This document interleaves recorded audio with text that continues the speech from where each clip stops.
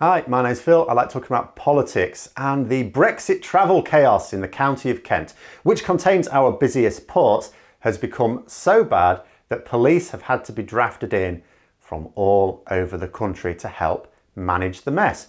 But first, if you'd like to be notified of daily news in politics, please subscribe to the channel and click the bell notification icon.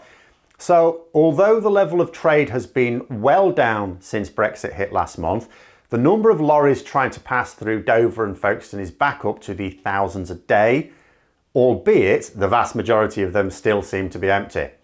But an empty lorry takes up just as much space on a road as a full one. And remember that this was an extra burden placed upon the Kent Constabulary to manage. Let us not forget that the Conservatives have reduced the number of police officers by 21,000 since Labour were last in government, and closed 600 police stations. Yes, Boris Johnson is promising to recruit more, but even his promise will still represent a cut of many thousands compared to the last Labour government, and if you factor in population growth, way more. Way more. Even his promises, and we know his promises are never fulfilled fully, are still to have something like 10,000 fewer police officers than were in place when Labour were in power. My point is that every single police force in the country was already under strength as a direct result of huge cuts from this Conservative government. And for all the promises of more police, there are not going to be any appearing overnight. They take time to be trained even once you've recruited. And that's if they all appear at all. So then you had the already understaffed, let's say, Kent police force, suddenly having to manage delays to lorries trying to navigate their way out of the country, whether on the roads or at the lorry parks, because that needs policing too. So this was an extra burden on an already overstretched force. And the burden is not a little bit extra, it's huge. And it's also every day, not a one-off event.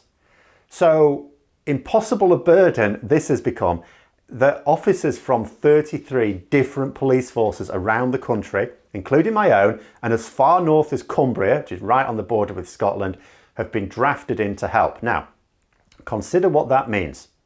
As a direct result of Brexit, or a direct result of this extreme Tory Brexit, 34 different police forces, that's Kent plus the 33 that are helping, that were already all understaffed, are now even more understaffed.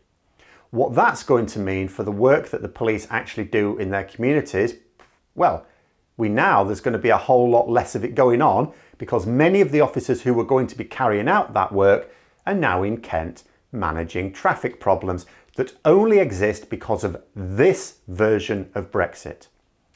Then we come back to the issue of roads in Kent. Now, I don't live anywhere near Kent, which is fine, it suits me, it keeps me well away from Nigel Farage, but I gather that the police have so far managed to keep things moving pretty well. So no news of major disruption on the roads.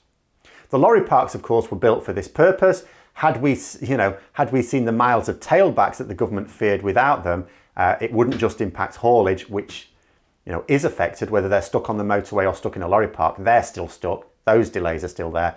But at least everyone else in Kent can go about their business. And if it were as simple as that, okay, well, the police are managing now, it's all fine. It still wouldn't be fine because remember, we need, well, first of all, you're putting extra demands on the Kent police force. That means less community work, less, crime solving, but also, and crime prevention, that you're having the same impact on 33 other forces around England and Wales. So even if they're managing, that's still not fine. But here's the thing. We've been in a pandemic-inspired national lockdown since the beginning of January. It started just a few days after Brexit.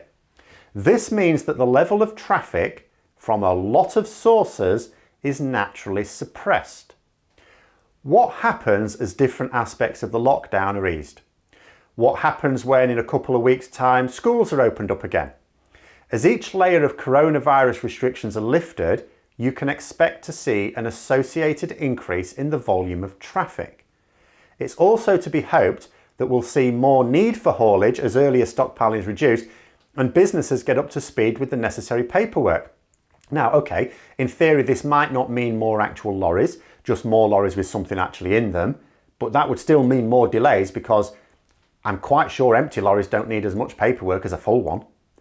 Either way, the pandemic has hidden much of the impact of the pressure on traffic in Kent that will not last forever. It may not even last very much longer. So what then? So are the police from these 34 different constabularies around Britain coping with enough left in the tank for the increase in traffic to be expected this spring? Now, if that were the case, I'd be asking, why have we needed to draft in so many officers from so many parts of the country, therefore putting extra pressure on those other parts of the country? That would seem wasteful to me. Or are those officers only just managing with what they have now, in which case what on earth is going to happen in a month or two? And throughout all of this, the government have gone to great pains to say that Brexit trade is back to normal.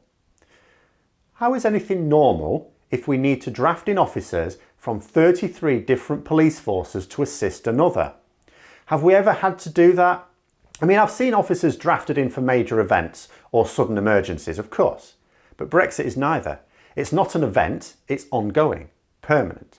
It's also not a sudden emergency because we've known about it for some time. So what's happened here is that the government have yet again not bothered to come up with a permanent solution to a problem that was known about ever since they decided to withdraw from the customs union and single market. So when people think that the problems of Brexit will be solved over time, we need to remember that we have a government in charge who did not put in place long-term solutions to issues that they knew about well in advance.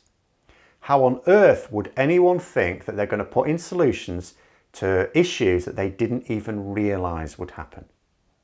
But those are my thoughts. Let me know yours in the comments below. Hope you found the video interesting. If you did, don't forget to click the like button. And if you'd like to support the channel further, please also click the Patreon link for details. And until next time, I'll see you later.